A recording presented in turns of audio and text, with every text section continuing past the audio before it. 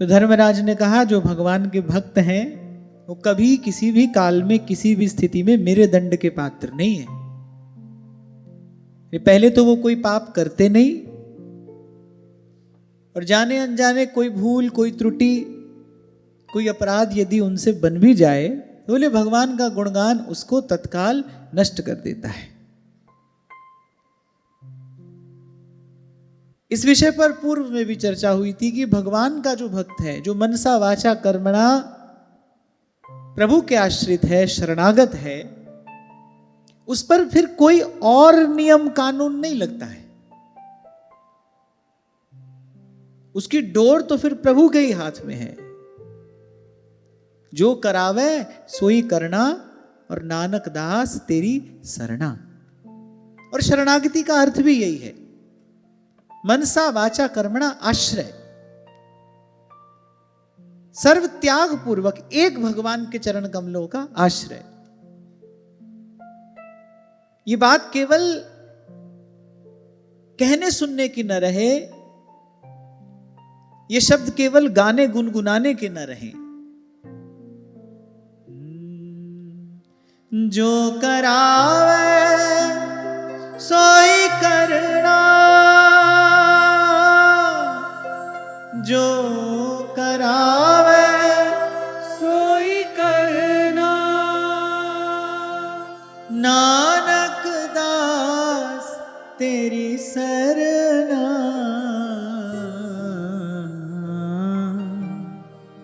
प्रभु डोरी हाथ तुम्हारे, प्रभु डोरी हाथ तुम्हारे, प्रभु डोरी हाथ तुम्हारे।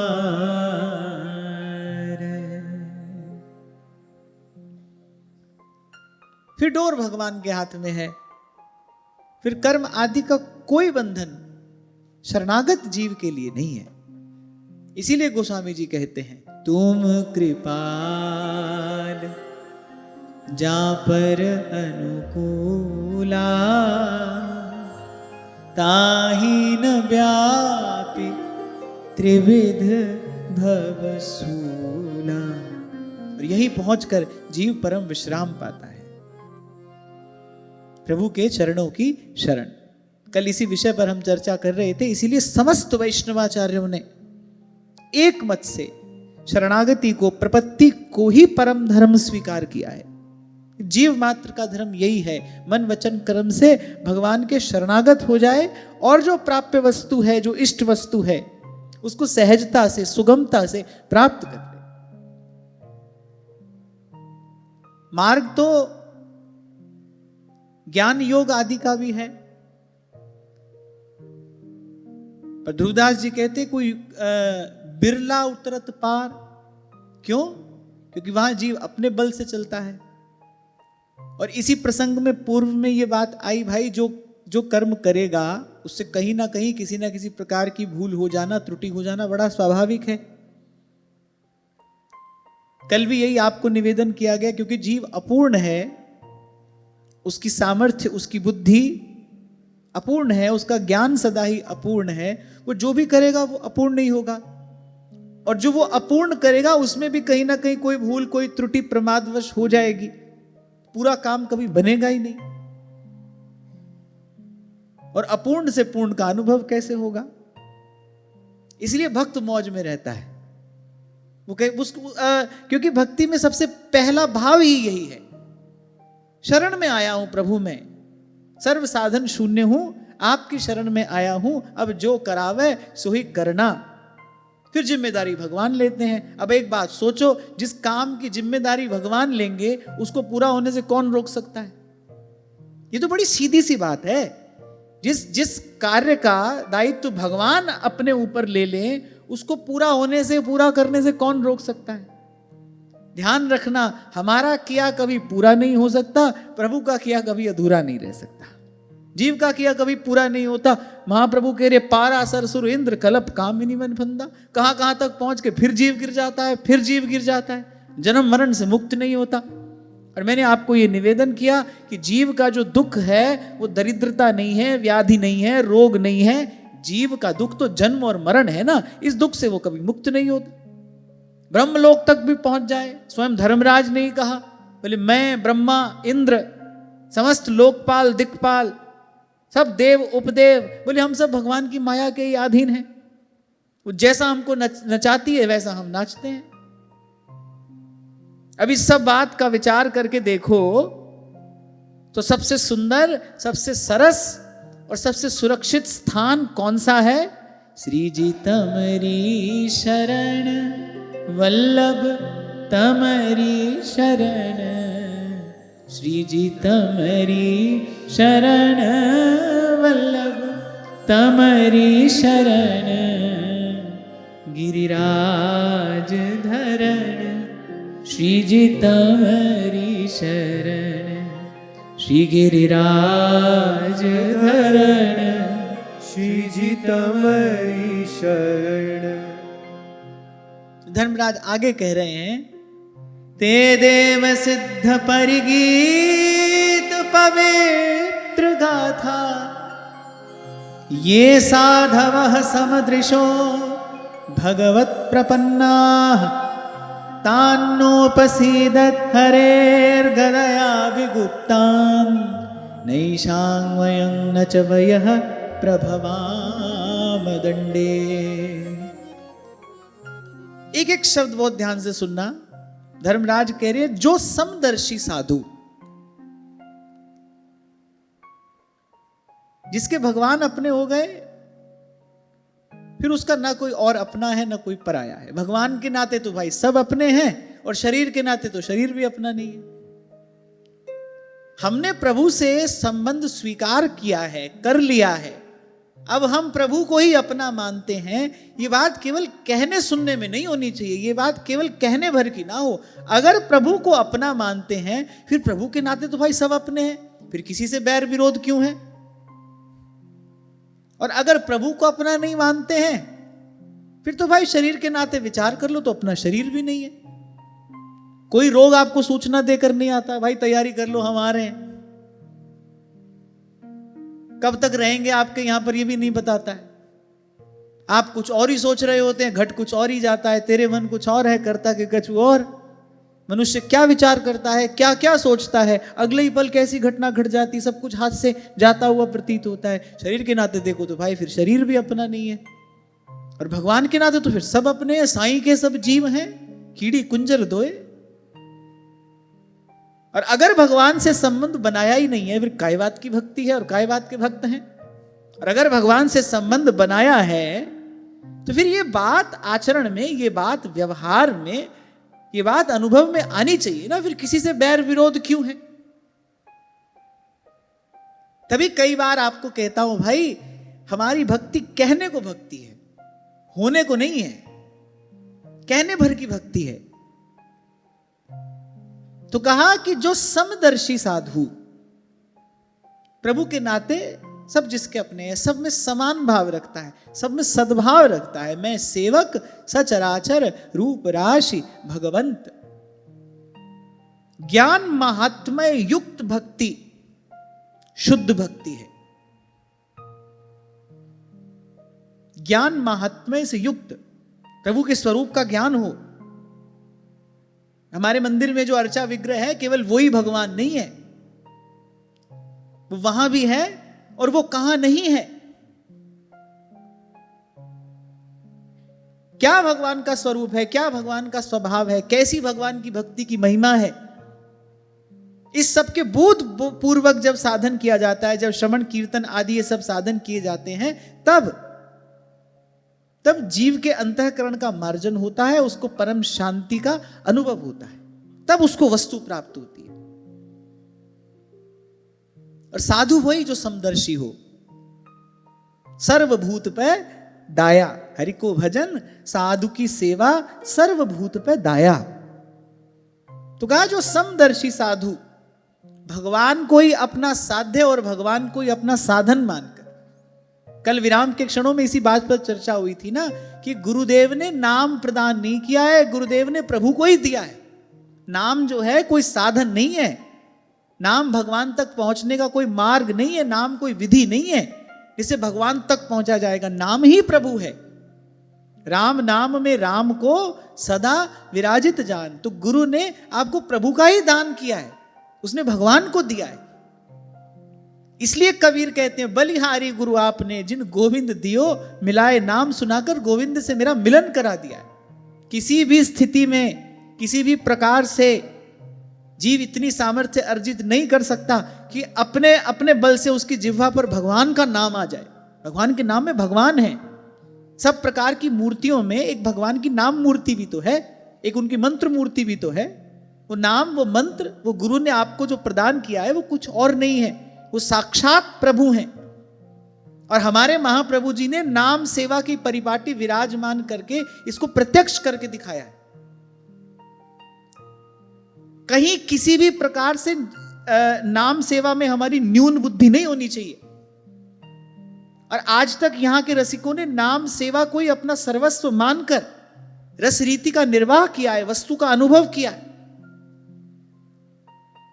सब लीला स्थलियों में महाप्रभु जी ने नाम सेवा ही तो विराजमान की। सेवा कुंज है, मानसरोवर है, महाप्रभु जी ने नाम सेवा ही तो विराजमान की। नाम प्रत्यक्ष प्रभु ही तो है। इसलिए मैंने आपसे कहा था, आपके यहां भले श्री विग्रह सेवा विराजमान हो, लेकिन हम हितोपासक है, ये हमारे आचार्य द्वारा स्थापित की हुई परिपाटी है, हमको इसका आदर करना चाहिए और बड़ी श्रद्धा और बड़े भाव के साथ नाम सेवा विराजमान करके और उसमें अपने मन को रमाने का प्रयास करना चाहिए। नाम प्रत्यक्ष प्रभु है। भगवान ने वो विग्रह हमको कृपा करके प्रदान किया है। कल यही तो मैं आपसे कह रहा था, भगवान ने विचार किया, भाई जीव तो किसी भी प्रकार से मुझ तक नहीं आ सकता। कहा रस खान भय संपत्ति सुमार महा, कहा तन जोगी है लगाए अंग छार को, कहा साधे पंचानल, कहा सोए बीच जल, कहा जीत लियो राज सिंधु आर पार को। कुछ भी कर ले, कितनी भी उछल कूद कर ले, पर भाई आकाश में लगा फल थोड़ी तोड़ लेगा।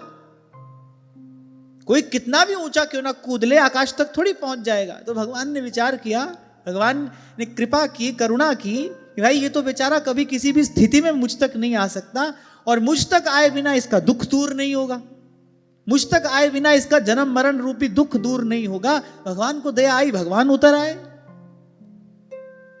भगवान उतर आए, नाम के रूप में हमको प्राप्त हुए। तो नाम साधन नहीं है, नाम साध्य है।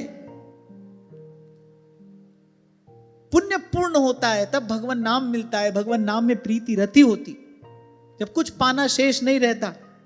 हमने तो भजनानंदी संतों का अनुभव सुना, उनको दर्शन की भी इच्छा नहीं है, उनको दर्शन की भी इच्छा नहीं है, उनको भजन में ही आनंद है। जो सुख पायो राम भजन में, सो सुख नाही अमीरी में, मन लागो मेरो यार फकीरी में। उनको भजन में ही सुख है, भजन में ही आनंद है। अरे बैकुंठ जा रहे हैं, भगवान का दर्शन ही तो होगा, भगवान के साथ उठेंगे बैठेंगे खाएंगे पिएंगे सब होगा ना। पर वो कह रहे जो सुख है सत्संग में सो बैकुंठ ना होए। तो ये जो नाम का भजन है, कीर्तन है, ये जो सत्संग सेवा सुमिरन हमको मिला है, ये कोई साधन मात्र नहीं है। इसको साधन समझना, इसकी अवज्ञा करना है, इसकी अवहेलना करना है। यही साधन भी है, यही साध्य भी है। तो कहा जो समदर्शी साधु भगवान को ही अपना साध्य और भगवान को ही अपना साधन दोनों समझकर उन पर निर्भर हैं। देखो भक्ति का जो प्राण है ना, वो यही है, भगवद आश्रय। श्रीमद् वल्लभाचार्य महाप्रभु बार बार यही बात कहते हैं, परवर्ती आचार्यों ने भी यही बात कही, सर्व त्याग पूर्वक भगवान का आश्रय। रैदास जी महाराज दोनों हाथ जोड़ जोड़ कर यही मांगते हैं, मन क्रम वचन तुम्हारी आशा। मैं अपना मन हरि सो जोरो, हरि सो जोर,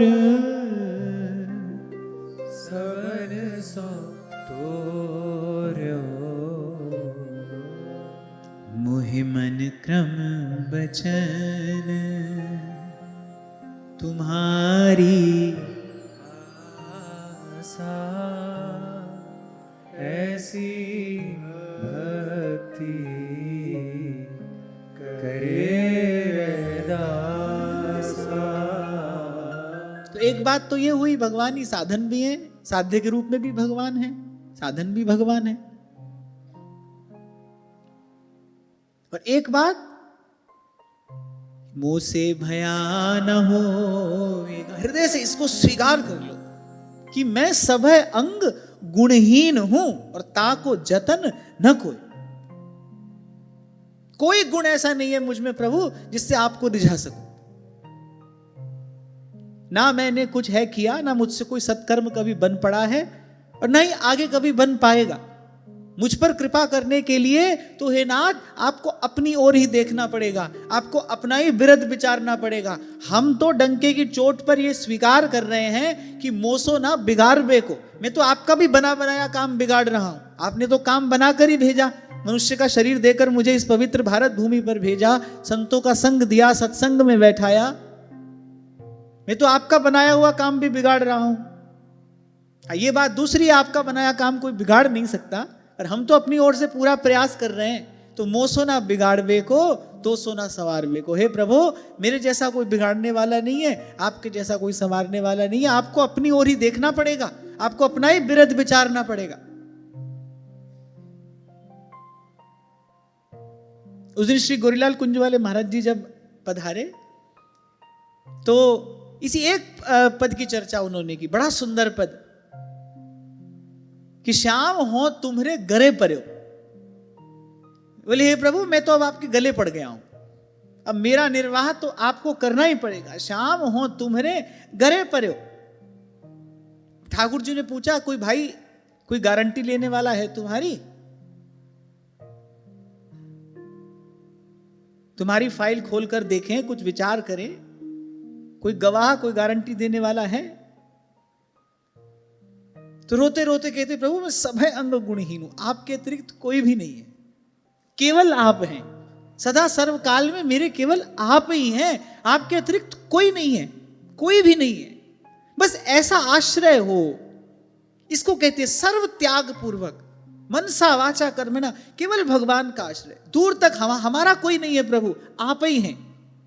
हमारी हरि तुम ही सो सुधरेगी, तुम ही सो सुधरे। और सच्चे हृदय से कोई ऐसा आश्रय लेकर देखे। भगवान को कहीं से आना थोड़ी है, उनको आने में देर लगेगी। कोई ऐसा आश्रय लेकर देखे। बहुत जन्म हम जन्म बिगारे, अब हूँ बिगड़ पड़ेगी। हमारी हरि तुम ही सो सुधरेगी। हे प्रभु, किसी भी साधन में ऐसी सामर्थ्य नहीं है जो मुझ जैसे दीनहीन पतित का उद्धार कर सके। मुझ जैसे का उद्धार करने के लिए आप जैसा कोई सर्व समर्थ चाहिए, आप जैसा कोई कर्तुम अकर्तुम अन्यथा कर्तुम चाहिए। सूरदास जी अपने एक पद में कहते हैं,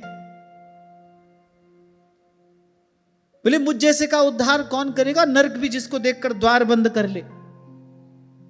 बोले सब साधन तो मुझे दूर से ही प्रणाम कर देते हैं, बोले हमारे पास मत आना।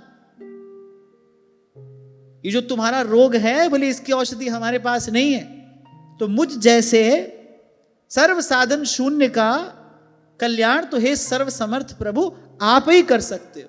नागरिया की सुधरेगी जब अखियां इतनी ढरेगी।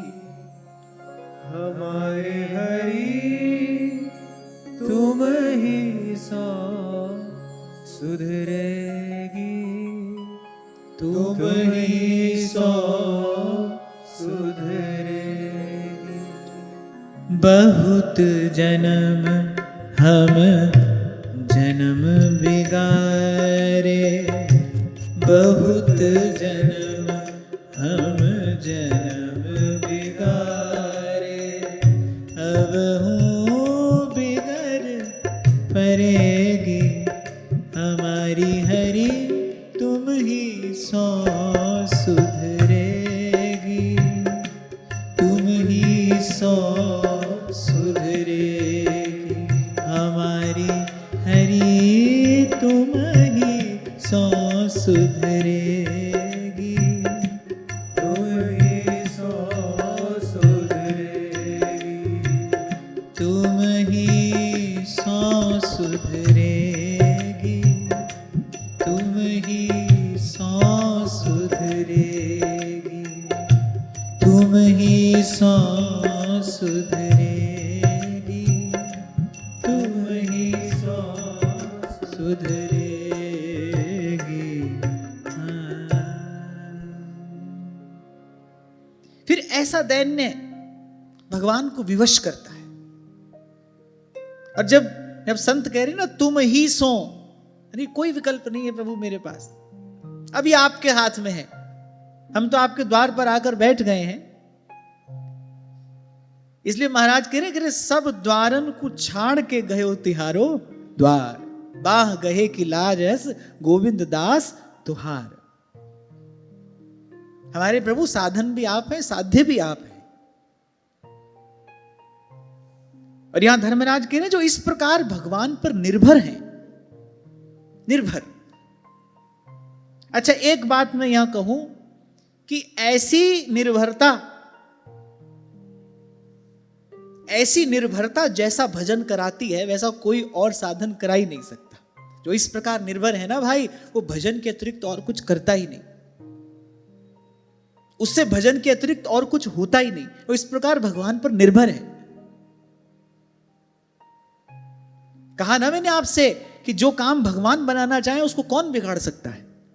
कौन मिटाए उसे जिसको राखे पिया। अब भगवान चाहे आप भजन करो, आप कुछ और कैसे कर लोगे? तो जो प्रभु पर निर्भर है, सर्वथा निर्भर है, ईमानदारी से, कहीं दूर तक किसी का आश्रय नहीं, वो तो भजन के अतिरिक्त और कुछ करेगा ही नहीं। और यहां धर्मराज कहते ऐसे प्रभु पर सर्वथा निर्भर भक्तों की महिमा क्या है। कह रहे बड़े बड़े देवता और सिद्ध उनके पावन चरित्रों का प्रेम से गान करते हैं, वो देवताओं के द्वारा पूजित हैं, वो सुरमुनि वंदित हो जाते हैं जो इस प्रकार भगवान पर आश्रित भक्त हैं। कितने उपाय किए हिरण्यकश्यपु ने। प्रहलाद जी कहते हैं भाई मारने वाले के हाथ 2 हैं, बचाने वाले के हाथ 1000 हैं, अपना हरि है 1000 हाथ वाला।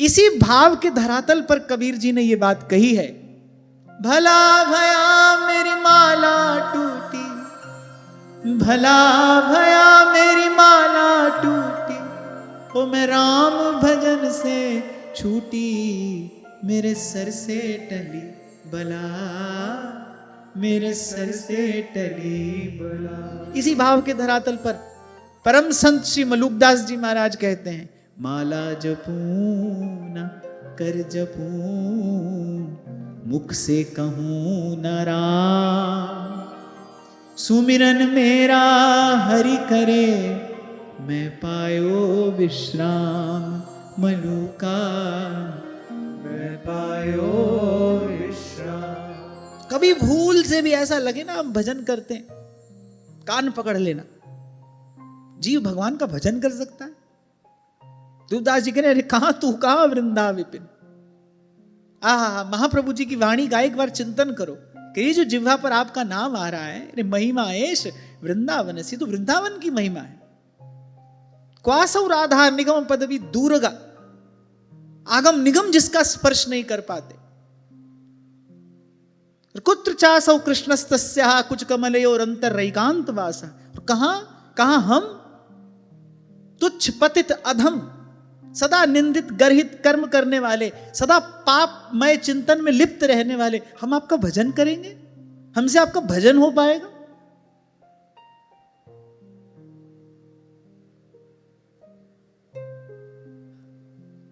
ये तो प्रभु यहां तक आए हैं, ये आपकी कृपा है। इसीलिए तो बार बार आपसे कहता हूं भाई, जो यहां तक लाया है वही आगे ही लेकर जाएगा भाई, वही पहुंचाएगा अगर कहीं पहुंचाएगा तो। मुझसे भयान होगा साहिब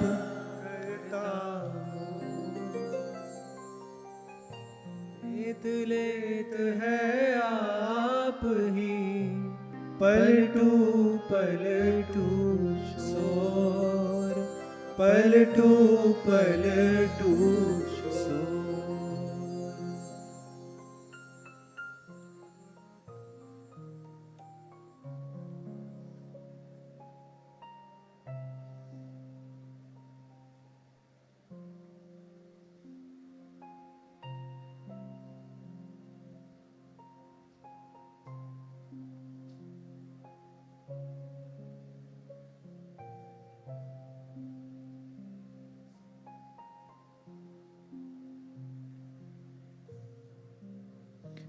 और कुछ ऐसा ही प्रसाद भगवान की भक्ति प्रदान भी करती है। आप देखिए क्या महिमा है काग भुसुंडी जी की। वो तो प्रत्यक्ष है, माया काल से परे, काल को जीत लिया। स्वयं गरुड़ जी आश्चर्य में पड़ गए कि ऐसा भी कोई हो सकता है, क्योंकि जो जन्मा है उसकी मृत्यु तो निश्चित है। आप अब तक शरीर धारण किए हैं, ऐसी कौन सी विद्या, ऐसा कौन सा बल आपके पास में है। गरुड़ जी भी आश्चर्य में पड़ गए। भगवान शंकर जिनको अपना सखा कहते हैं, उन काग भुसुंडी जी की महिमा साधारण है। लेकिन जब गरुड़ जी को कथा सुनाई तो गरुड़ जी को कहते हैं आप मेरी ओर देखिए, मैं सब अंगों से गुणहीन, क्या किसी भी प्रकार से योग्य हूं? बोले ये तो भगवान ने, उनका स्वभाव ऐसा है, भगवान ने मेरी महिमा बढ़ाने के लिए आपको मेरे पास में भेज दिया। उन्होंने कहा गरुड़ जी आपको किसी भी प्रकार से कभी मोह नहीं हो सकता, आप तो विशुद्ध ज्ञान का स्वरूप हैं, आप भगवान के वाहन हैं, अब आप तो भगवान को धारण करने वाले हैं, क्या आपको भी कभी किसी प्रकार से मोह हो सकता है? आज धन्य मैं धन्य अति। काग भुसुंडी क्या कह रहे हैं? अरे एक बात ध्यान रखना, सत्य स्वरूप प्रभु जिनके हृदय में विराजमान होते हैं वो कभी मिथ्या भाषण नहीं करते। हम लोग तो झूठा मूठा ही कहते रहते हैं, नहीं नहीं हम तो कुछ नहीं है, हम तो दीनहीन हैं। भीतर भीतर अहंकार हिलोरे ले रहा होता है, दैन्य भी दंभ है। पर भगवान के भक्त ऐसे नहीं होते, उनका तो एक एक शब्द ब्रह्म ही है। वो काग भुसुंडी कह रहे हैं आज धन्य मैं धन्य अति, यद्यपि सब विधिहीन, निज जन जाने राम मोहे, संत समागम दीन, संत समागम दीन। तो धर्मराज ने कहा अरे ऐसे भगवान के भक्त जो मन वचन कर्म से प्रभु के ही हैं, जिनके रोम रोम में, जिनके प्रत्येक भाव में, जिनकी प्रत्येक श्वास में, जिनके प्रत्येक चिंतन में प्रभु के नाम रूप लीला के अतिरिक्त और कुछ भी नहीं है। अरे अरे बड़े बड़े देवता, बड़े बड़े सिद्ध उनके पावन चरित्रों का गान करके पवित्र होते हैं। तीनों लोगों का मंगल करने वाले ऐसे भगवान के भक्त हैं। और धर्मराज ने कहा कि भगवान की जो गदा है, कौमोद की गदा है, बोले वो सदा उनकी रक्षा करती रहती है। बोले आगे से कभी भूल कर भी उनके पास मत चले जाना। यहां धर्मराज कह रहे हैं, बोले भूल कर भी फटक मत जाना कहीं उनके पास। और निर्णय देते हुए धर्मराज कहते हैं भगवान के भक्तों को दंड देने की सामर्थ्य ना तो हम में है और ना साक्षात काल में।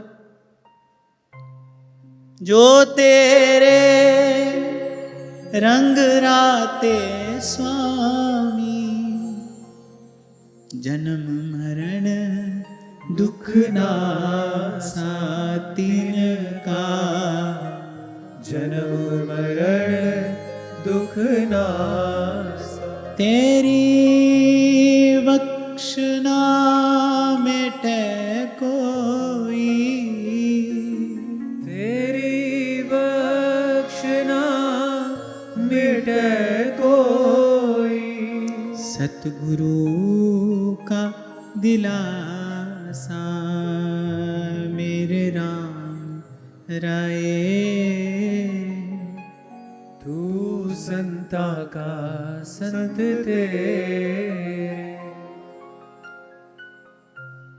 तानानयध्वमसतो विमुखान् मुकुन्द पादारविन्दमकरन्दरसादजस्रम् निष्किञ्चनैः परमहंसकुलैरसज्ञैर्जुष्टाद्गृहे निरयवर्त्मनि बद्धतृष्णा।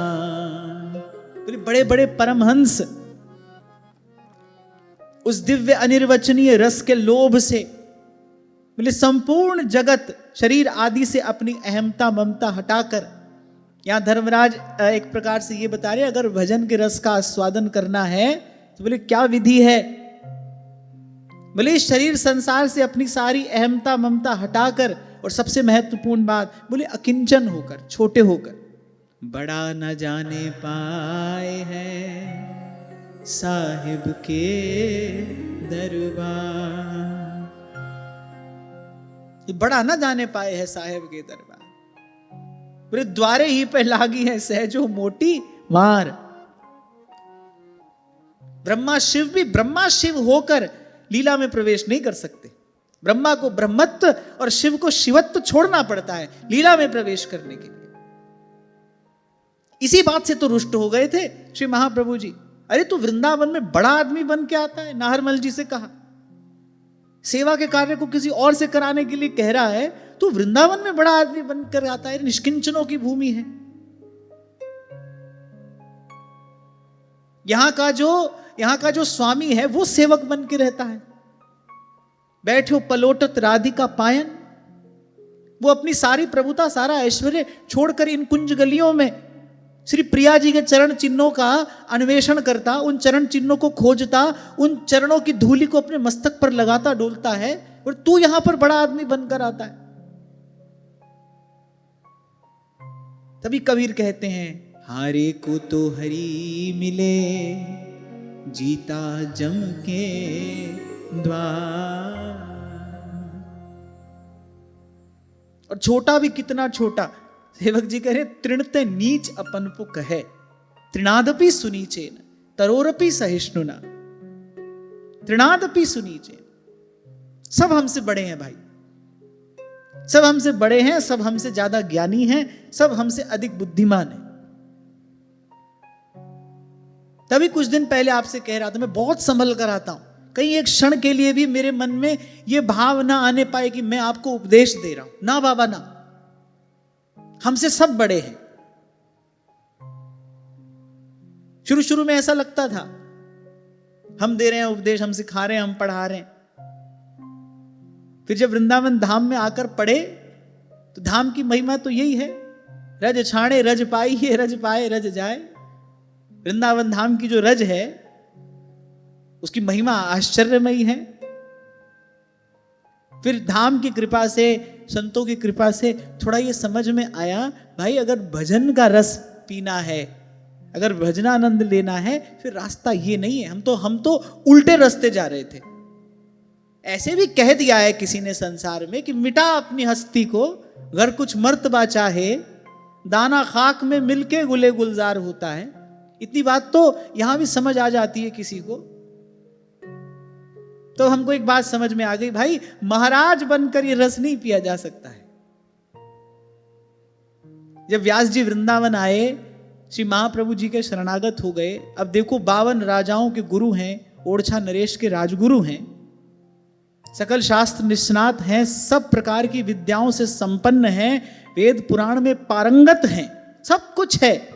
पर जब वृंदावन आए, जब वृंदावन की रज पाई, जब वृंदावन का रस पाया, तो व्यास जी अपनी वाणी में ही कहते, बोले अब व्यास ही बांभन जिन गिनो। अरे भाई हम ब्राह्मण नहीं हैं, अब हमारा परिचय क्या है? बोले हरि भक्तन के दास। ये रस तो इसी प्रकार पाया जा सकता है। तब ये बात थोड़ी समझ में आई, भाई हम तो गलत रास्ते जा रहे थे। फिर यू टर्न लिया वहां से। ये श्री जी की बड़ी कृपा हुई, नहीं तो कभी कभी तो ऐसा होता है आदमी हाईवे पर गाड़ी दौड़ाता ही चला जाता है और बड़ी देर तक यू टर्न होता ही नहीं, होता है ना ऐसे। श्री जी ने बड़ी कृपा की, हमको समय पर यू टर्न दिला दिया। तो गलत रास्ते जा रहे थे। भजन का आनंद पाने का मार्ग वो नहीं है भाई। यहां तो बड़े हुए, और मरे। अच्छा, और संसार आपको क्या देगा बड़प्पन के अलावा? झूठी बढ़ाई करेगा, लोग बढ़ाई दे दे हाकत, आप ऐसे आप ऐसे आप वैसे। और संत कह रहे चलत दुखित है गैल, भीतर से व्यक्ति दुख पा रहा है, परेशान हो रहा है, कष्ट झेल रहा है, पर लोक संग्रह और लोक रंजन के लिए फिर अब एक बार धर दिया उस ओर पर, सब करना पड़ता है। रोम रोम कृतज्ञता से भी भर उठता है, और कभी कभी एक क्षण के लिए भी अगर विचार करूं तो थोड़ा सा भय भी लगता है कि एक भी निर्णय अगर ऐसा वैसा ले लिया होता तो आज जीवन कहां पहुंच गया होता। तभी उसके गुण उपकार का पा सकूं नहीं पार। सच में भगवान पल पल संभाल करते हैं, और भगवान ही संभाले तो जीव संभलता है भाई, अपने बल अपनी बुद्धि से नहीं संभलता है। तभी बात समझ में आई कि बड़ा होकर ये रस नहीं पाया जा सकता। ऊंचे आसन पर बैठकर भजन का आनंद नहीं मिलता, और सब रसिकों ने अपने आचरण से इसको प्रकट प्रत्यक्ष करके दिखाया है। तभी कभी भूल से भी मेरे मन में यह भाव ना आ जाए कि मैं आपको उपदेश दे रहा हूं। नहीं, उपदेश नहीं दे रहा हूं। आप और मैं मिलकर, आप हमको कीर्तन का अवसर देते हो, आपका बड़ा बड़ा धन्यवाद है। इसीलिए आते जाते आपके हृदय में बैठे प्रभु को प्रणाम करता हूं। आपकी कृपा से हमको ये कीर्तन का अवसर मिल रहा है। आपकी रूप में प्रभु ऐसे ही हम पर कृपा करते रहें, और इस जीवन में इन श्वासों से ये भगवत गुणानुवाद होता रहे। तो भगवान का गुण गा रहे हैं। नाम ध्याए महासुख पाया, हरि गुण गाए मेरा मन सितलाया। गुरुपुरै वजी वधाई, नानक जिता भिखाड़ा जी। जी जंत सब तेरा, जीव पिंड सब तेरा, और कहो नानक सब तेरी वड्याई। कोई नाम न जाने मेरा। हाँ, ये प्रभु के गुणानुवाद की महिमा है भाई। वो सबसे बड़े हैं, उनका गुण गाने वाला सहज में ही बड़ा हो जाता है। ये प्रभु के गुणगान की महिमा है। तो यहां धर्मराज एक प्रकार से भजन रस के आस्वादन की विधि बता रहे। अगर भजन का रस पाना है, नाम रस अगर पीना है, तो कह रहे कि शरीर आदि से अपनी अहमता ममता हटाकर, सब प्रकार के वैर विरोध का त्याग करके, और कहा कि अकिंचन होकर वे भगवान मुकुंद के पादारविंद का मकरंद रस पान करते रहते हैं। यहां इन दो पंक्तियों में परोक्ष रूप से धर्मराज ने भजन की विधि बताई। बोले भजन करना है तो फिर ऐसे करना, छोटे होकर। अच्छा, एक बात और मैं आपको बताऊं कि यहां निंदा हो कि स्तुति हो, ये सब तमाशा हो तो सपने में ही रहा है ना। उमा कहूं मैं अनुभव अपना, सत हरि भजन जगत सब सपना। तो महादेव का अनुभव है, इसको तो कौन जुटलाएगा भाई। मति मारी गई होगी जिसकी, वही इस बात में संशय करेगा। जिसकी बुद्धि जड़ होगी वही इस पर प्रश्न चिन्ह लगाएगा। जो तीनों लोगों के गुरु हैं वो ये बात कह रहे हैं, सत हरि भजन जगत सब सपना। यहां निंदा हो रही है कि स्तुति हो रही है, मान हो रहा है कि अपमान हो रहा है, हो तो भाई सब सपने में ही रहा है ना। क्या उसको मन देना। और थोड़ा सा अगर भाव की दृष्टि से विचार करोगे तो स्तुति होगी तो बल्कि भगवान से दूर जाने का भय है, बड़ी प्रशंसा होगी तो भगवान से दूर जाने का भय है। निंदा होगी, अपमान होगा, यहां प्रतिकूलता रहेगी, संसार ठोकर मारेगा। फिर जीव जब सब ओर से असफल होता है, निराश होता है, फिर जाता है भगवान के पास। और भगवान कहते हैं कि मैं जिस पर कृपा करता हूं उसके लिए ऐसी व्यवस्था करता हूं। भगवान ने कहा तो मेरा किया हुआ अरेंजमेंट है, मैं उसके लिए ऐसी व्यवस्था करता हूं, सब ओर से उसको निराश कर देता हूं। मेरे अतिरिक्त उसके पास कोई विकल्प बचता ही नहीं। अंततः उसको मेरे ही पास आना पड़ता है। हाँ, सब ओर से थक हार कर निराश होकर आता है, फिर उसकी आशा मैं सदा सदा के लिए पूर्ण कर देता हूं। सब हो जाता है हमसे, भजन भी हो जाता है, थोड़ी बहुत सेवा भी कर लेते हैं, सत्संग में भी आकर बैठ गए, मैंने कह दिया आपने सुन लिया, लेकिन ये जो निष्किंचनता है ना, ये नहीं आती जीवन। जीव अपना अभिमान नहीं छोड़ पाता। और कबीर स्पष्ट कहते हैं, चाखा चाहे प्रेम रस और राखा चाहे मान। तुम बड़े भी बने रहो और तुमको प्रभु के चरणों के प्रेम रस का भी अनुभव हो जाए। बोले चाखा चाहे प्रेम रस और राखा चाहे मान, करे एक म्यान में दो खड़ग, देखी सुनी न कान। न तो ऐसा कभी देखा न ऐसा कभी सुना।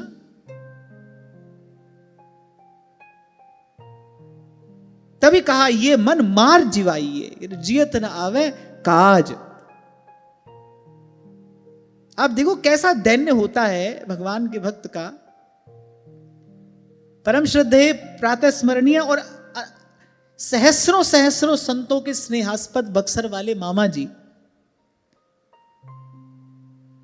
श्री जानकी जी को अपनी बहन करके मानते थे, और श्री जानकी जी ने भी उनको अपना भाई स्वीकार किया था। वृंदावन से जा रहे थे, जैसे ट्रेन में बैठे तो उनके ऊपर वाली सीट पर कोई और व्यक्ति बैठे होंगे, तो जैसे श्री मामा जी अपनी सीट पर बैठे, उस ऊपर वाले व्यक्ति ने जूते भी पहने हुए थे, उसने अपना पांव नीचे लटकाया, जूता उनके सर से लगा। अब जो कोई सेवक उनके साथ में था उसको बड़ा क्रोध आया। जैसे ही वो उठने लगा उन्होंने हाथ पकड़ के रोका। बोले अरे देखो, बोले व्यास जी ने अपनी वाणी में कहा है, बोले वृंदावन तद जो कहूं जाए, बोले हम वृंदावन से जा रहे हैं ना, व्यास जी ने तो कहा ही है वृंदावन तद जो कहूं जाए, तासिर पन ही ठोक। बोले उसके सर पे जूता मारना चाहिए। बोले एक जूता लग गया हमारे सिर पे, तो श्री जी की इच्छा होगी, श्री जी हमको अपना मानती हैं, तभी हमको ये अनुभव कराया है। आप देखो कैसा हृदय है, सर पर किसी ने जूता रख दिया है और वो क्या उत्तर दे रहे, सहज ही उनके हृदय में कैसी प्रतिक्रिया हो रही है। ऐसा हृदय भजन रस का अधिकारी है। मैंने ये भी देखा कि रोग आ जाए व्यक्ति सह लेता है, भगवान का विधान समझ के सह लेता है। कष्ट आ जाए, प्रतिकूलता हो, अपने आप को व्यक्ति संभाल लेता है। लेकिन जब चोट अभिमान पर पड़ती है ना, तब व्यक्ति रह नहीं पाता, तब वो प्रतिक्रिया देता है। माने अभी दैन्य आया नहीं, जिस आसन पर भक्ति विराजमान होगी अभी वो आसन सजा ही नहीं है। स्वप्न को वास्तविकता मानकर कौन निकल पड़ता है? बुद्धिमान व्यक्ति तो ऐसा कभी नहीं करेगा। स्वप्न में मिल गई बहुत सारी सोने की अशर्फियां, तो वस्तु खरीदने थोड़ी निकल पड़ता है व्यक्ति अगले दिन। स्वप्न था, आया और गया। ऐसे ये सब घटना भी घट रही है। सत्संग का आश्रय लेकर, ऐसे विचारों का आधार लेकर इसका व्यवहार में अभ्यास किया जाता है। इसी को भगवान ने कहा अभ्यासेन तु कौन्तेय वैराग्येण च गृह्यते। इसका धीरे धीरे अभ्यास किया जाता है। अभ्यास करना आरंभ करोगे, कई बार असफल होगे, पर असफल होते होते सफलता मिलेगी। संसार के किसी कार्य में परिश्रम करो, सफलता मिले न मिले, पर यहां सफलता सुनिश्चित है। यह बात बिल्कुल पक्की है। आप ये बात मेरी मान लेना, आज नहीं तो कल सफलता मिलती है। गोस्वामी जी कहते हैं जगत मजूरी देत है, क्यों राखे भगवान। भगवान आपको पारिश्रमिक देंगे। हां, पर भजन का रस मिलेगा ऐसे ही। तो मैं ये कह रहा था कि व्यक्ति रोग भी सह लेता है, कष्ट प्रतिकूलता भी झेल जाता है, लेकिन जब अभिमान पर चोट पड़ती है ना, तब प्रतिक्रिया दिए बिना नहीं रहता। अच्छा, जब तक ऐसी स्थिति है तब तक माने निष्किंचनता आई नहीं। और आगे भगवान अपने श्रीमुख से कह रहे हैं, बोले हम भी निष्किंचन है और हमसे प्यार करने वाले भी निष्किंचन होते हैं। हजार अपराध आप हम करते हैं, भगवान बुरा नहीं मानते। आप अपनी ईगो पे ले लेते हो, भगवान तो कभी नहीं लेते, ठाकुर जी तो कभी नहीं लेते। कितने अपराध हम उनके प्रति करते हैं, एक बार नहीं अनेक बार करते हैं। वो एक का भी विचार करे तो हमको सदा सदा के लिए सेवा से दूर कर दें, और भगवान तो ऐसा नहीं करते। और जीव किए बिना रहता नहीं। और इसी के लिए कबीर कहने के चाखा चाहे प्रेम रस और राखा चाहे मान, एक म्यान में दो खडग देखी सुनी न कान। इसीलिए कहा प्रेम न बाड़ी उपजे और प्रेम न हाट बिकाए, कि राजा पर जाए जही रुचे। प्रेम का खरीदार राजा हो, सर्वसमर्थ हो, या कोई साधारण व्यक्ति हो, बोले दोनों के लिए मोल एक है कि राजा पर जाए जही रुचे, शीश धरे ले जाए। शीश धरे माने अपना अभिमान छोड़े और ले जाए। अब सोचो, जो मैंने कहा कि यह अभ्यास से सदेगा, इसका अभ्यास कहां करोगे? मंदिर में बैठकर करोगे? वहां तो इसका अभ्यास होगा नहीं। इसका अभ्यास कहां करना पड़ेगा? इसका अभ्यास व्यवहार में करना पड़ेगा। कैसे करना पड़ेगा?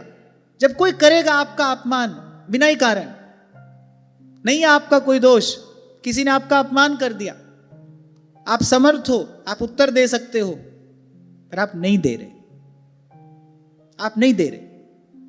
आप प्रतिकार कर सकते हो, पर आप नहीं कर रहे।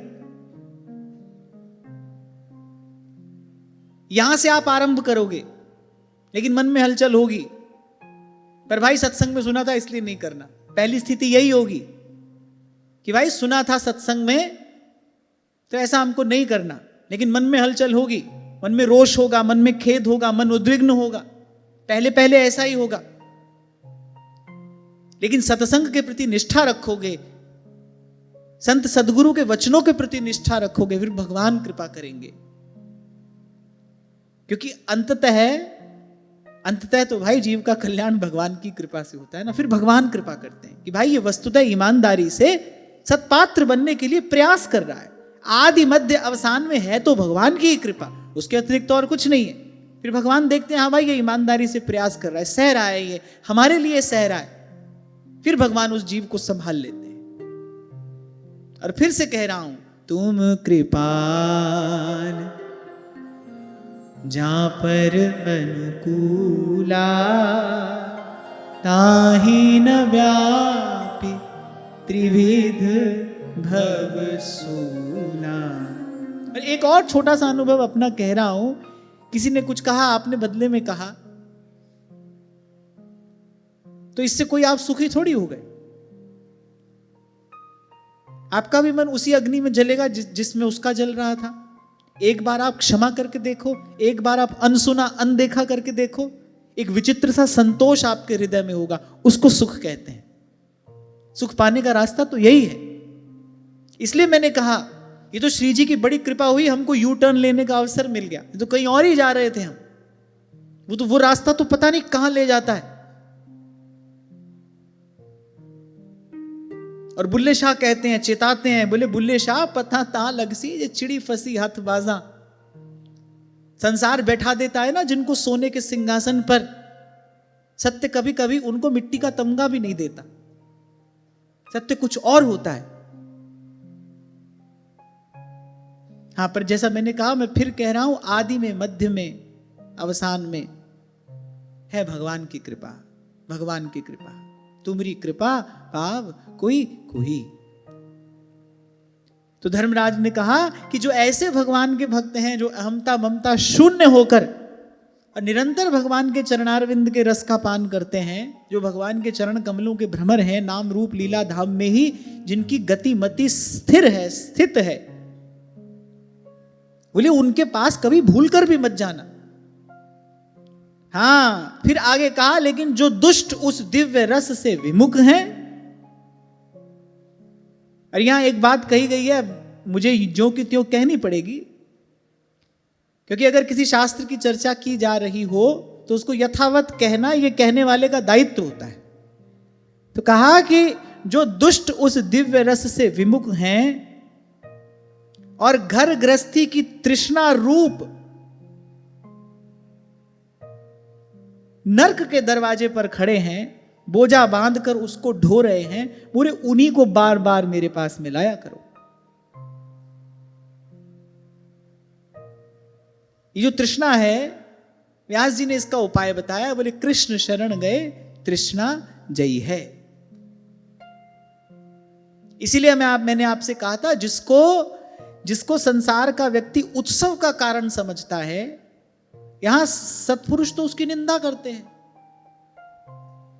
बोले वो तो घोर द्वंद्व में डालने वाला है, कभी भूल कर भी उस ओर आंख उठाकर नहीं देखना चाहिए। उस दिन हम यही बात तो कर रहे थे कि संसार में कब उत्सव होता है, बालक हो जाए, ब्याह हो, कितनी धमा चौकड़ी, गाजा बाजा, बैंड बाजा सब होता है, जैसे पता नहीं क्या हो रहा हो। और यहाँ जो सतमार्ग है, जो सतपुरुष हैं, वो कह रहे हैं अरे यहाँ स्वयं धर्मराज क्या कह रहे हैं, बोले सब क्या है, बोले तो नरक का द्वार है। काम क्रोध मद लोभ सब नाथ नरक के पंथ।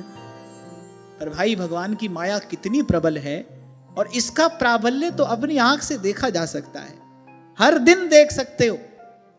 इतना सब कुछ कहने सुनने के बाद भी भाई मन को तो जहां जाना है तो वहीं जाता है, जो करना है सो ही करता है। ये माया श्री कृष्ण की मोयो सब संसार। इसीलिए बिरला होता है कोई, स्वयं भगवान कह रहे हैं मनुष्याणाम सहस्रेषु कश्चिद् यतति सिद्धयः यततामपि सिद्धानाम कश्चिन् माम वेत्ति तत्वतः। कोई बिरला होता है, बच पाता है जो इससे, नहीं तो दो पाटन के बीच में और साबत बचा न कोई। बचने का अगर कोई उपाय है केवल एक है, एक, हम तो बच गए साहेब कृपा से, संत सबद लग उतरे पार, संत सबद लग उतरे पार। तो धर्मराज ने कहा जो घर गृहस्थी की ममता में पड़े, उसी तृष्णा का बोझ ढो रहे हैं, बोले उन्हीं को बार बार लाया करो मेरे पास। बोले भगवान के भक्तों के तो कभी निकट भी न जाना। और उससे पूर्व यह भी स्पष्ट कर दिया कैसे होते हैं भगवान के भक्त, जिनके लिए भगवान ही साधन है, भगवान ही साध्य है, सदा सर्वदा सर्वतो भावेन भगवान पर ही निर्भर हैं, शरीर की अहमता ममता से रहित हैं और निष्किंचन है, सर्वथा अभिमान शून्य, सर्वथा अभिमान शून्य।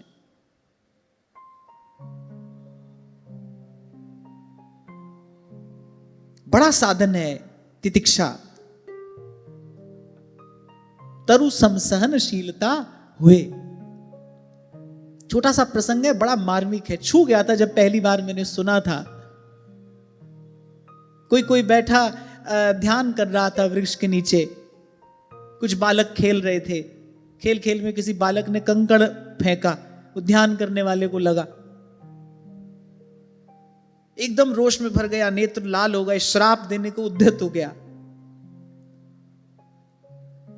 ऐसी खेलते हुए एक बालक ने कहा कि अरे बाबा तुझसे अच्छा तो ये वृक्ष है, इसको कंकर मारते हैं तो ये फल देता है, तुझे जरा सा कंकर लगा, तू हमको श्राप देने चला है, अरे तुझसे अच्छा तो ये वृक्ष है, इसको कंकर मारते हैं हमको मीठा फल देता है। इसलिए उपमा दी गई है वृक्ष की, तरु सम सहनशीलता हुए, परम उदार कहे सबको। ऐसे हृदय में तीन लोक के नाथ अपना आसन लगाते हैं, ऐसे हृदय को भगवान अपना मंदिर बनाते हैं।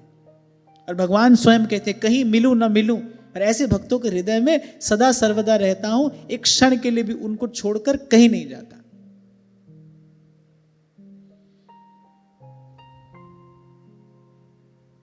ये जितना संसार में कलह क्लेश दिखाई पड़ता है ना, ये सब बड़ा होने की होड़ का ही तो परिणाम है। हम बड़े और हम बड़े, अहम श्रेष्ठो हम, सारा कलह क्लेश इसीलिए तो है। कोई कह रहा है हम बड़े, कोई कह रहा है हम बड़े। अच्छा मैं कहता हूं हम बड़े भी कहो, पर दूसरे को छोटा तो मत कहो। व्यक्ति दूसरे को छोटा करके आप बड़ा होना चाहता है।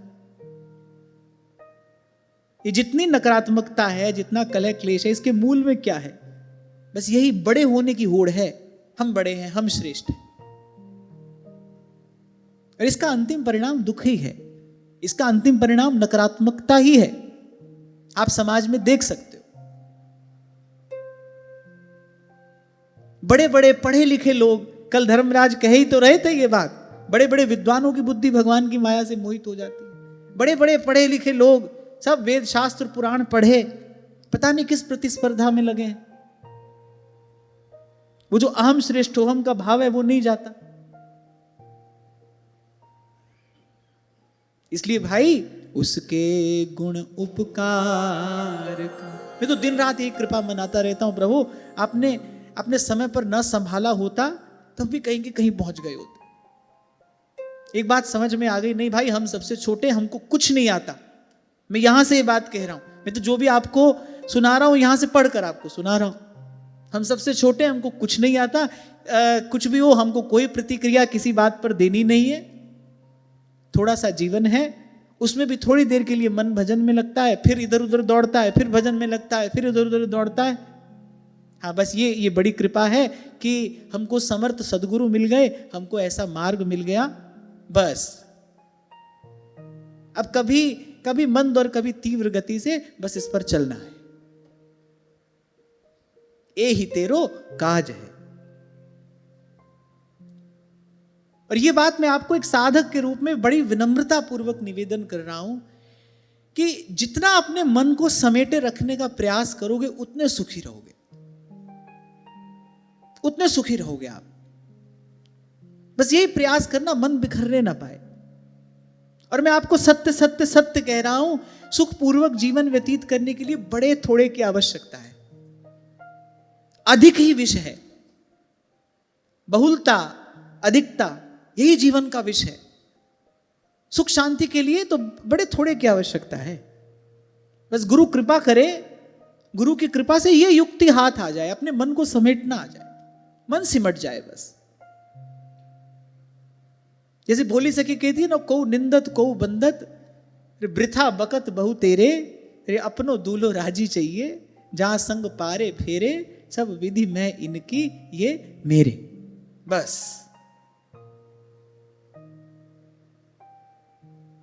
नहीं तो उस ओर जाओ तो भाई भगवत रसिक देव कह ही रहे हैं, बोले जो आवे सो नून को, जो जावे सो चून।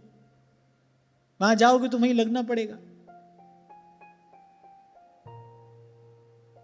ये तो न्यारा होने का मार्ग है। चल रही भीड़ ते करे न्यारे ही खेले, जो न्यारा हो जाने का मार्ग है।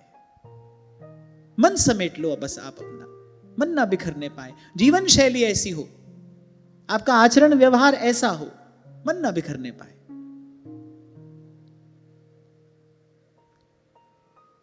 जिह्वान भक्ति भगवत् गुण नामधेयम्,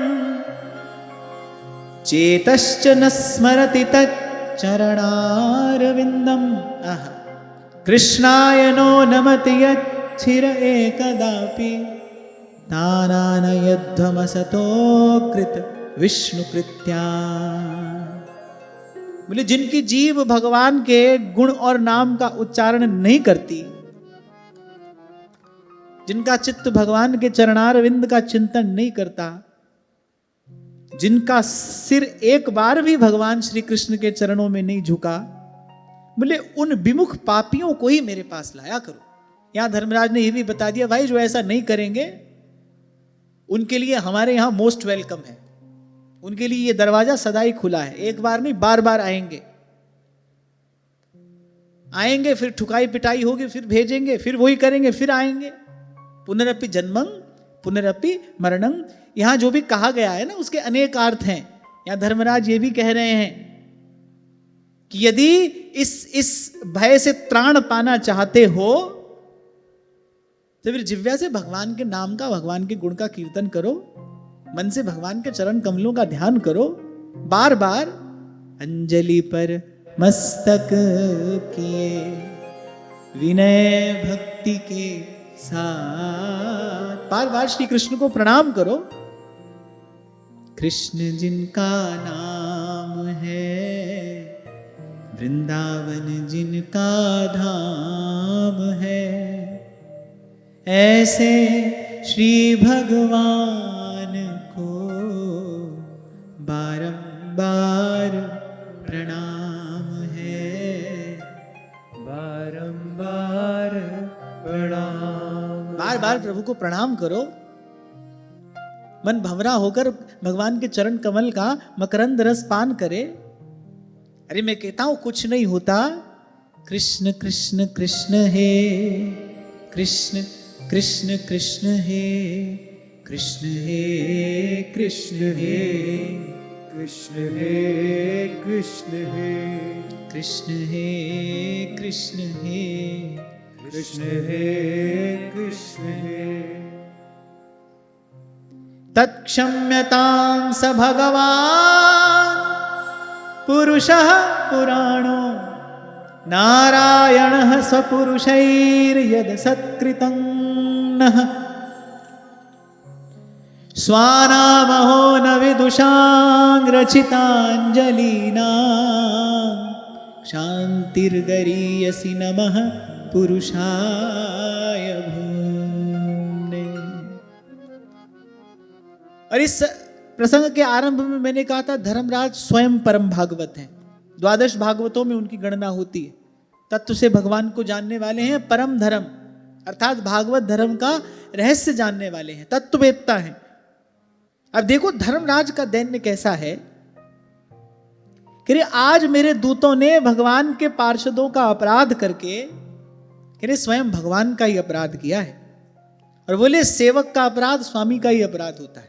स्वामी यदि सही प्रकार से शिक्षण देता, सेवक अपराध कैसे करता? तो बोले सेवक का अपराध स्वामी का अपराध है। मेरे दूतों ने भगवान के पार्षदों का तिरस्कार करके भगवान का ही अपराध किया है। और ये अपराध वस्तुतः मेरे दूतों ने नहीं, मैंने ही किया है। पुराण पुरुष भगवान नारायण हम लोगों का ये अपराध क्षमा करें। जो भागवत धर्म को जानने वाले हैं, भगवान को तत्व से जानते हैं, वो क्या कह रहे हैं? बोले हम अज्ञानी हैं। धर्मराज ये बात कह रहे हैं, हम अज्ञानी हैं। आप देखो स्वयं धर्मराज अपने आप को अज्ञानी कह रहे हैं और 4 किताब पढ़ के अपने ज्ञान का डंका पीटने वाले आपको संसार में कितने मिल जाएंगे? 4 पुस्तक अधिक पढ़ ली, अपने मुख से अपने आप को ज्ञानी घोषित करते हैं, सिद्ध घोषित करते हैं। हम ज्ञानी हैं, हम सिद्ध हैं, हमसे अधिक कौन जानता होगा? आप देखो स्वयं धर्मराज, सेवकों से भूल हुई है, भगवान के पार्षदों का कुछ अपराध हो गया, अरे भले भगवान का ही अपराध हो गया, और ये अपराध भी सेवकों से नहीं हमसे ही हो गया। पर कह रहे प्रभु हम अज्ञानी हैं, पर हैं तो आपके ना। कैसा दैन्य धर्मराज का है। बोले प्रभु हम अज्ञानी होने पर भी हैं तो आपके ही। या धर्मराज कह रहे हैं हम अज्ञानी होने पर भी हैं उनके निज जन, और कह रहे हैं उनकी एक आज्ञा पालन करने के लिए अंजलि बांधकर सदा उत्सुक रहते हैं। हम तो सदा इस प्रतीक्षा में रहते हैं कभी भगवान कृपा करके हमको कोई सेवा प्रदान कर दे, कभी भगवान की हम पर कृपा हो जाए। धर्मराज कह रहे हैं उनको हम जैसे सेवकों की आवश्यकता क्या है? जिनकी मात्र कृपा दृष्टि से सकल विश्व को पलते देखा। उनको हम जैसे सेवकों की आवश्यकता क्या है? हम तो करबद्ध नत शिर अंजलि बांधे, हम तो इस प्रतीक्षा में खड़े रहते हैं कभी भगवान कृपा करे, कभी उनका हम जैसे तुच्छ सेवकों पर दासों पर अनुग्रह हो जाए, हमको वो कोई सेवा प्रदान कर दे। हम तो उत्सुक रहते हैं। बोले वो परम महिमावंत हैं, अकारण करुणावरणालय हैं, सदाई दयालु हैं, कृपालु हैं। क्षमा उनका स्वभाव है, क्षमा उनका सहज स्वभाव है। मैं तो बस यही कहता हूं कि जो अपराध मेरे सेवकों द्वारा नहीं वस्तुतः मेरे द्वारा ही बन पड़ा है, पहले बस भगवान इसको क्षमा कर दे। हम अपना अपराध भी दूसरे के सिर डालते हैं, नहीं हमसे नहीं हुआ, इसके कारण हुआ, इस कारण हो गया, उस कारण हो गया। हम तो ठीक ही कर रहे थे, हम तो ठीक ही करना चाहते थे, हमसे गलती कैसे हो सकती है? और यहां अपराध दूतों से हुआ है। और अपराध भी क्या हुआ है? वो तो स्वामी की आज्ञा पालन करके उस अजामिल को लेने के लिए गए थे। आचरण तो उसका पाप पूर्ण था ही ना, ले तो उसको वहीं जाया जाना चाहिए था। वो तो स्वामी की आज्ञा पालन करने के लिए गए थे। इतनी सी चेष्टा को भी धर्मराज अपराध करके गिन रहे हैं। ऐसा होता है सेवक का स्वरूप, ऐसा होता है भक्त का स्वभाव। ऐसे हृदय से भगवान की भक्ति होती।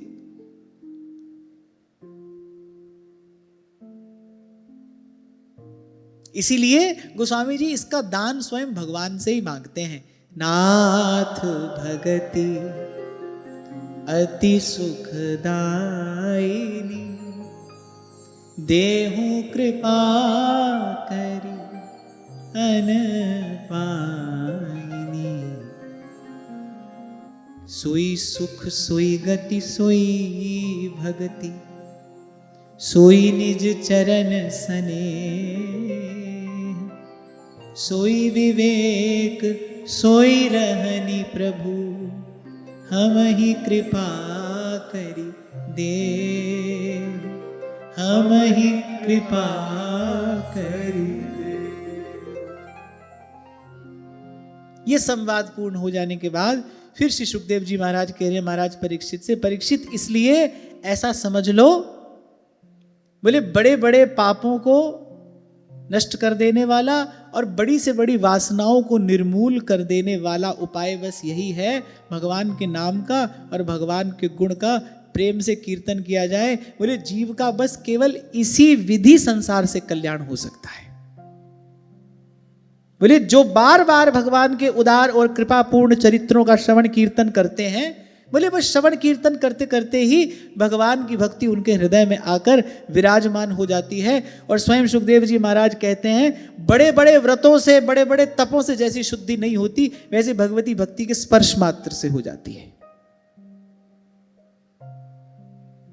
अपितु बड़े बड़े तप आदि करने से तो कहीं ना कहीं मन का खेद बढ़ता है। कैसे बढ़ता है? वो जो कर्तापन का अभिमान है वो दृढ़ होता चला जाता है, तो अंततः खेद का ही कारण है। बोले सीधे सरल मन से भगवान के नाम का कीर्तन करो, हरि का गुण गाओ। बोले ऐसे ही श्रवण कीर्तन करते करते, भगवत स्मरण करते करते, बोले भक्ति महारानी उसको स्वीकार कर लेती है, उस हृदय को अपना घर बना लेती है। अगर बड़े बड़े साधनों से जैसी जीव की शुद्धि नहीं होती, जैसी भक्ति महारानी के स्पर्श मात्र से हो जाती। बड़ा सुंदर श्लोक है, कृष्णांग्रि पद्म मधुलिन न पुनर्विसृष्ट, माया गुणेषु रमते वृजिनामहेषु, अन्यस्तु कामहत् आत्मरजः प्रमाष्टु, मीहेत कर्म यत एव रजः पुनः स्यात्। बोले जो मनुष्य श्री कृष्ण के चरणारविंद मकरंद रस का लोभी है, जिसका मन मधुकर है, भंवरा है चरण कमलों के रस का, बोले वो स्वभाव से ही सहजता से, बोले माया के आपातरम्य दुखद और पहले से छोड़े हुए विषयों में बोले फिर नहीं रमता। अन्य साधनों से एक बार इंद्रिय निग्रह हो भी जाए, पर यह निश्चित नहीं है कि मन फिर नहीं जाएगा। तभी महाप्रभु जी ने कहा पारासर सुर इंद्र कलप कामिनी मन फंद्या। बोले ऐसे बड़े बड़े योगी, ऐसे बड़े बड़े पुण्यात्मा, बोले उनका भी मन स्खलित हो गया। बोले लेकिन अगर कोई चरण कमलों की छाया में ही पहुंच गया है, अगर किसी ने चरणों को ही दृढ़ता पूर्वक पकड़ लिया है, बोले वो एक बार शुद्ध हो जाएगा और फिर सदा सदा के लिए शुद्ध ही रहेगा। न में भक्त प्रणश्यति, फिर भगवान संभाल करते, फिर वापस उस ओर नहीं जाने देते। जाने भी लगे तो ठोक पीट कर ले आते हैं उसको सन्मार्ग पर। जिम्मेदारी भगवान की है। कुछ और करोगे, हो सकता है एक बार मन शुद्ध हो जाए, पर फिर भूल हो जाए, कोई नहीं कह सकता, और हो ही जाती है। बड़े बड़ों से हो गई, हम किस गिनती में हैं। तभी महाप्रभु जी ने ये दो बड़े बड़े नाम लिए, एक पाराशर हैं परम योगी और एक इंद्र हैं।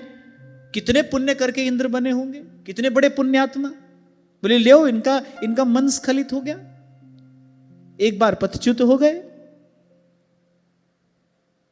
चिंता मिटी बड़े चरणारो,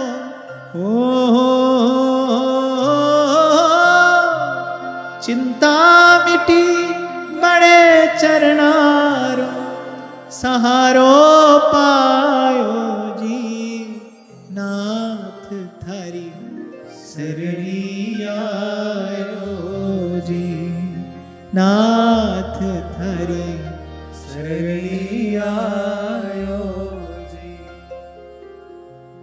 2 दिन पहले मैं आपसे कह रहा था भाई कहीं जाने का बिल्कुल सीधा मार्ग हो तो आड़े टेढ़े उबड़ खाबड़ मार्ग पर क्यों जाना चाहिए? सीधा सरल मार्ग है, भगवान का नाम है, भगवान की लीला कथा है। समाश्रिताये पदपल्लव अप्लवम महत पदम पुण्य यशो मुरारे भवाम्बुदिर्वत्स पदम परम पदम पदम पदम यद विपदाम न तेषाम। ऐसा नहीं कि भगवान का भजन किया एक बार मन शुद्ध हो गया, नहीं, अगर भजन के ही आश्रित हो, दृढ़ता पूर्वक भगवान के चरणों को पकड़ा है, फिर भगवान की जिम्मेदारी है, दायित्व है भगवान का, भगवान संभालेंगे। और जहां से आज चर्चा आरंभ हुई, जो कार्य भगवान अपने हाथ में ले लें उसको कौन बिगाड़ेगा, उसको पूरा होने से कौन रोकेगा? तो इस प्रकार भगवान नाम स्मरण की, नाम जप की, नाम आश्रय की, भगवान के गुणानुवाद की, लीला कथा के कीर्तन श्रवण की ये अद्भुत महिमा इस प्रसंग में कही गई। और फिर सुखदेव जी महाराज अंत में कह रहे हैं, बोले परीक्षित, जब यमदूतों ने अपने स्वामी धर्मराज के मुख से इस प्रकार भगवान नाम की महिमा सुनी, आज से पहले तो जानते नहीं थे। देखो, धर्मराज के दूतों को भी ये सत्संग प्राप्त हो गया, किसकी कृपा से? तो थोड़ी देर के लिए जो विष्णु पार्षदों का संग मिला। तभी ध्रुवदास जी कहते हैं, भक्त संग छिन एक में देत भक्ति उपजाए। कल्याण करा देने वाला है, वो अमोघ है। मत संगस्तु अमोघश्च। बोले उनके तो आश्चर्य की सीमा ना रही, वो तो बेचारे बड़े हैरान, अच्छा ऐसा भी होता है, ऐसी अद्भुत भागवत धर्म की महिमा है। बोले तभी से, जिस दिन से ये घटना घटी, बोले तभी से धर्मराज की आज्ञा का पालन करते हुए, और थोड़ा डर भी गए धर्मराज के दूत, थोड़ा क्या बहुत ही डर गए, क्योंकि धर्मराज के दूतों ने कहा, बोले अब की बार तो बच के आ गए, अगली बार बचकर नहीं आओगे। बोले भगवान की गदा, भगवान का सुदर्शन चक्र सदा उनकी रक्षा में तत्पर रहते हैं। बोले अपने नाश की आशंका से, बोले भगवान के आश्रित भक्तों के पास कभी नहीं जाते। बोले और तो और उनकी ओर आंख उठाकर देखने में भी डरते, उनके पास नहीं जाते। बोले आंख उठाकर उनकी ओर देखते भी नहीं। कुछ दिन पहले मुझसे किसी ने पूछा था ना, बोले आपने कभी भूत देखा है? मैंने कभी देखा नहीं और कभी देखेंगे भी नहीं। भूत कैसे आएगा हमारे सामने? और मैं कोई अपने बल पर थोड़ी कह रहा हूं, ये तो भगवान के नाम की महिमा है भाई, तो भगवान नाम की महिमा है। जिस दा साहेब डाढ़ा होए, तिसको मार न सके कोई। इतिहासमिमं गुह्यं भगवान कुंभ संभवः, कथयामास मलय आसीनो हरिमर्चयन्। श्री सुखदेव जी महाराज कह रहे हैं, प्रिय परीक्षित, यह इतिहास परम गोपनीय और अत्यंत रहस्यमय है। इसमें भागवत धर्म का रहस्य छिपा है, भागवत धर्म का सार स्वरूप सिद्धांत इस प्रसंग में छिपा है। मलय पर्वत पर विराजमान भगवान अगस्त्य ने, सुखदेव जी महाराज बता रहे हैं कि मलय पर्वत पर विराजमान भगवान अगस्त्य ने श्री हरि की पूजा करते समय मुझे यह सुनाया था, मैंने तुमको सुनाया है।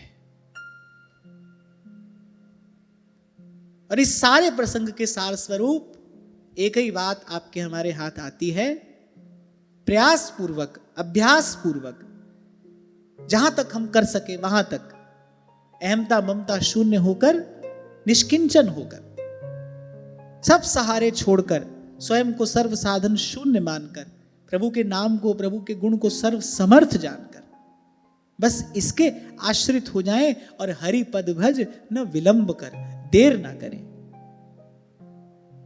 बड़ा सुंदर पद व्यास जी अपनी वाणी में कहते हैं। आज मैं जब प्रसंग चिंतन कर रहा था तो मुझे याद आ रहा था,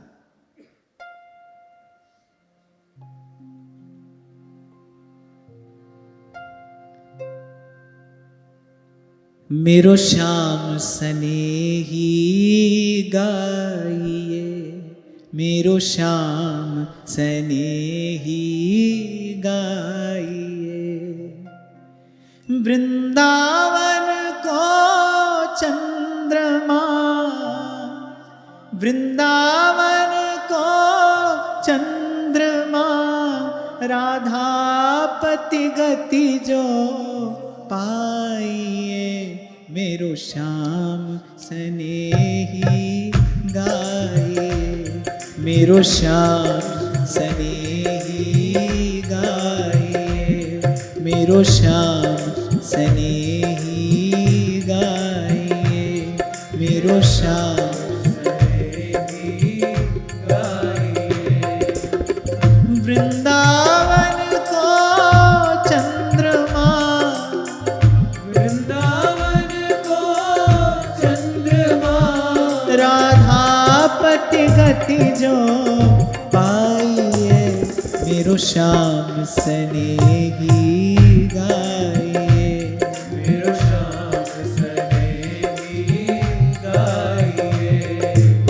छैल छबीलो भाव तो, नैनन मांझ दुराइए, छैल छबीलो भाव तो, नैनन मांझ दुराइए।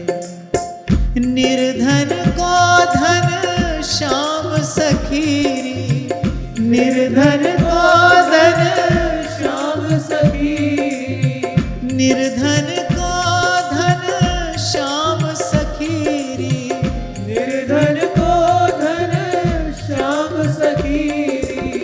बड़े भाग सो पाइए, मेरो श्याम सनेही गाइए, मेरो श्याम सनेही गाइए, मेरो श्याम सनेही गाइए, मेरो श्याम सनेही गाइए।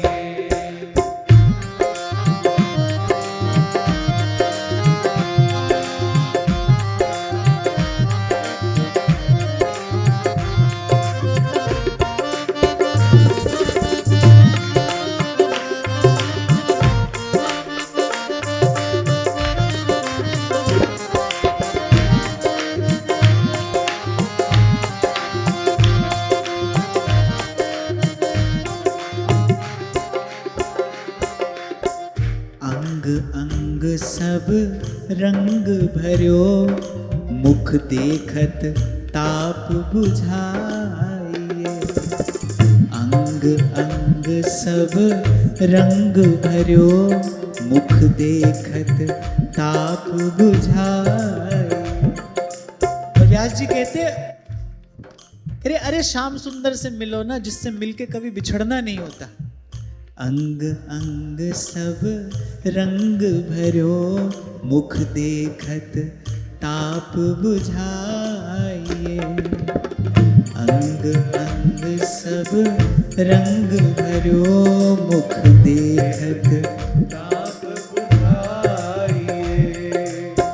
जासो बिछुरन कबहु नहीं, जासो बिछुरन कबहु नहीं, ता हरिसो हित उपजाइए, मेरो श्याम सनेही गाइए, मेरो श्याम सनेही गाइए, मेरो श्याम सनेही गाइए, मेरो श्याम सनेही गाइए।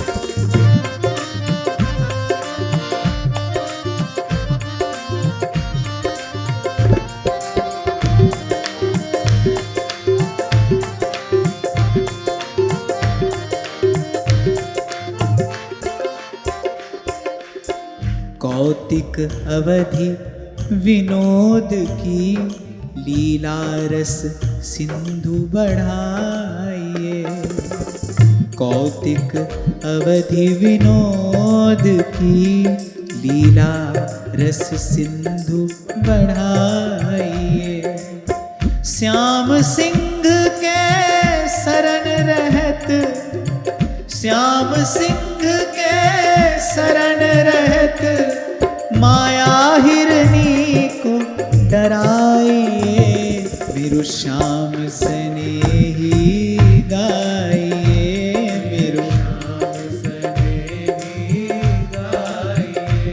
मेरो श्याम स्नेही गाइए, मेरो श्याम स्नेही गाइए।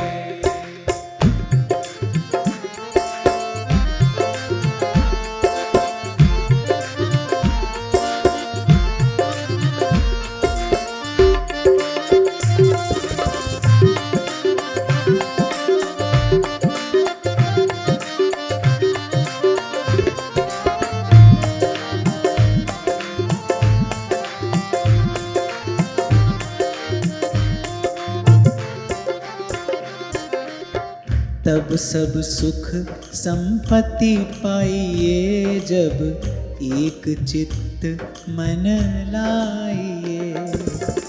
तब सब सुख संपत्ति पाइए, जब एक चित्त मन लाइए। लीला निरख श्याम श्यामा की, लीला निरख श्याम श्यामा की, लीला निरख श्याम श्यामा की, लीला निरख श्याम श्यामा की। व्यास दास सिर नाइए, मेरो श्याम स्नेही गाइए, मेरो श्याम स्नेही गाइए। व्यास जी कह रहे हैं श्याम सिंह के शरण रहत, बोले माया हिरनी को डराइए। अरे प्रभु की शरण में रहो, माया से डरो नहीं, अभी तू माया को डराओ। श्याम सिंह के शरण रहत, श्याम सिंह के शरण रहत, माया हिरनी को डराइए, मेरो श्याम स्नेही गाइए, मेरो श्याम स्नेही गाइए। जासो बिछुरन कबहु नहीं, जासो बिछुरन कबहु नहीं, ता हरि सोहित उपजाइए, मेरो श्याम स्नेही गाइए, मेरो श्याम स्नेही गाइए। छैल छबीलो भाव तो, छैल छबीलो भाव तो,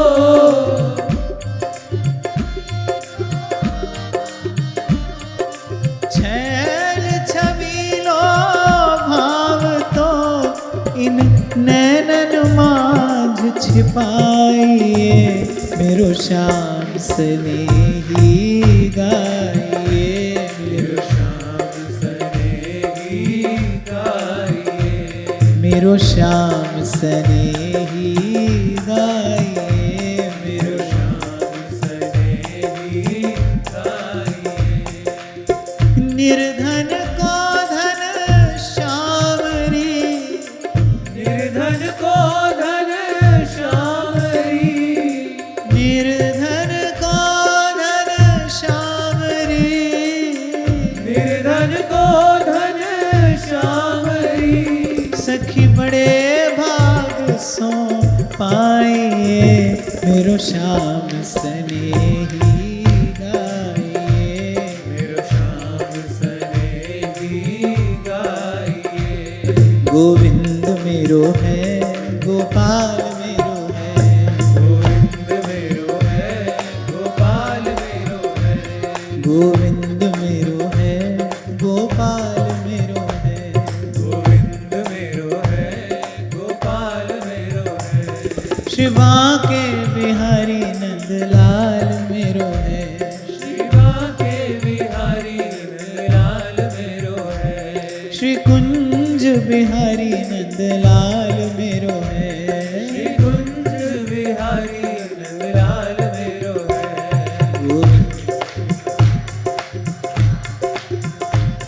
गोविंद मेरो है, गोपाल मेरो है, शिवा के बिहारी नंदलाल मेरो है, शिवा के बिहारी नंदलाल मेरो है, श्री कुंज बिहारी नंदलाल मेरो है, श्री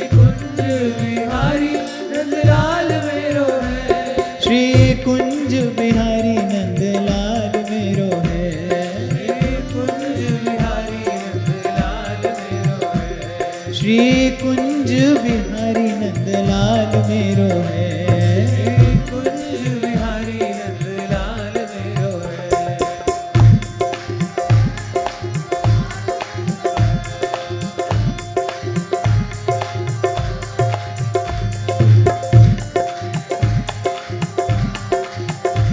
जय राधा रमण हरि बोल, जय राधा रमण हरि बोल। जय जय राधा रमण हरि बोल, जय जय राधा रमण हरि बोल। जय जय राधा रमण हरि बोल, जय जय राधा रमण हरि बोल। जय जय राधा रमण हरि बोल, जय जय राधा रमण हरि बोल। जय जय राधा रमण हरि बोल, जय जय राधा रमण हरि बोल। जय जय राधा रमण हरि बोल, जय जय राधा रमण हरि बोल। जय जय राधा रमण हरि बोल, जय जय राधा रमण हरि बोल। जय जय राधा रमण हरि बोल, जय जय